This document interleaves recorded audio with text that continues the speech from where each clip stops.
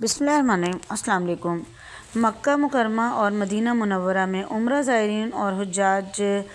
کچھ غلطیاں کرتے ہیں۔ مثلاً ہم عمرے کے جو اہم مناسک ہیں ان کو ادا کرنے میں کوتاہی کرتے ہیں اور چھوٹی چھوٹی کچھ غلطیاں ہم سے سرزد ہو جاتی ہیں، اور کبھی کبھار کوئی بڑی غلطی بھی ہم سے سرزد ہو جاتی ہے۔ ہمیں ان غلطیوں پر غور کرنے کی ضرورت ہے کہ ہم سے کہاں مسٹیک ہو رہی ہے۔ بعض اوقات ہمیں علم کی کمی کے باعث ہم سے جو ہے وہ یہ غلطیاں سرزد ہوتی ہیں، اور بعض اوقات جان بوجھ کر بھی ہم یہ کام کر رہے ہوتے ہیں۔ جب ہم جاتے ہیں مکہ شریف میں اور حرم میں، تو اس وقت ہم اللہ کے مہمان بنتے ہیں، تو ہمیں سب سے پہلے اس کے احکامات کی پیروی کرتے ہوئے اپنی عبادات کو صحیح طریقے سے ادا کرنے کی کوشش کرنی چاہیے۔ اور ضروری یہ ہے کہ جب ہم حج کے لیے یا عمرہ کے لیے جائیں تو پہلے سے اس کے بارے میں معلومات حاصل کر کے جائیں، کچھ نہ کچھ ٹریننگ لے کر جائیں، تاکہ ہمیں معلوم ہو کہ ہم نے وہاں پر جا کر مناسک کس طرح سے ادا کرنے ہیں، تاکہ جب ہم اتنی دور سفر کر کے جا رہے ہیں عبادت کے لیے تو اس کا مقصد ہم سے پورا ہو سکے۔ جس طرح کہ طواف اور سعی کرتے ہوئے بعض اوقات لوگ ایک دوسرے کو دھکا دے رہے ہوتے ہیں، بد نظمی پیدا کرنے کی کوشش کر رہے ہوتے ہیں، جس سے دوسروں کو تکلیف ہوتی ہے،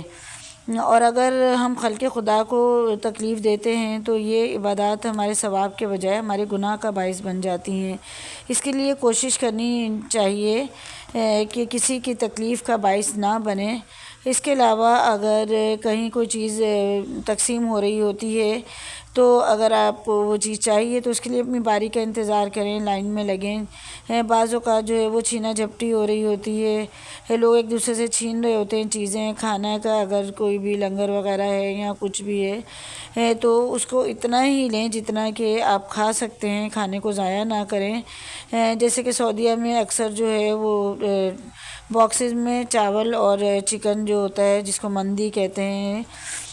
تو یہ دیا جاتا ہے، جس میں سے ہمارے جو پاکستانی یا انڈینز بہن بھائی ہیں وہ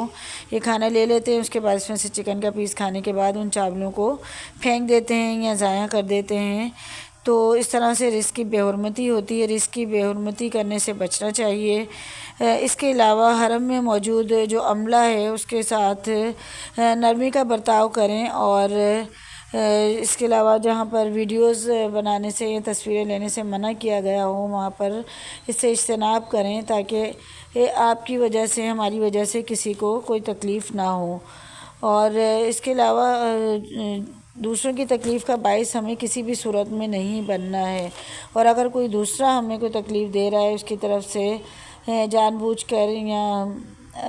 جو ہے وہ بائی مسٹیک اگر کوئی اس سے غلطی ہو رہی ہے یا ہمیں کوئی تکلیف درپیش ہو رہی ہو تو اسے درگزر کرنے کی کوشش کرنی چاہیے، کیونکہ حج اور عمرے کے دوران صبر سب سے بڑا عمل ہے، اور ہمیں صبر اور تحمل سے ہی کام لینا ہوگا تاکہ ہم دوسروں کے لیے تکلیف کا باعث نہ بنیں، اور اپنی عبادات میں خشوع و خضوع پیدا کریں، کیونکہ ہم جیسے جو ممالک ہیں، مطلب انڈیا ہو گیا، بنگلہ دیش، پاکستان، ہمارے یہاں اکثریت جو ہے وہ بہت تگ و دو کرنے کے بعد اور بچت کرنے کے بعد جو ہے وہ عمرے کا سفر کر پاتے ہیں اور اس کی تڑپ لے کر یہاں سے جاتے ہیں۔ تو جب ہم وہاں پر جائیں تو اپنی تمام توجہ جو ہے وہ عبادت پر ہی مذکور رکھیں، خواہ مخواہ بازاروں کے چکر نہ لگائیں، اور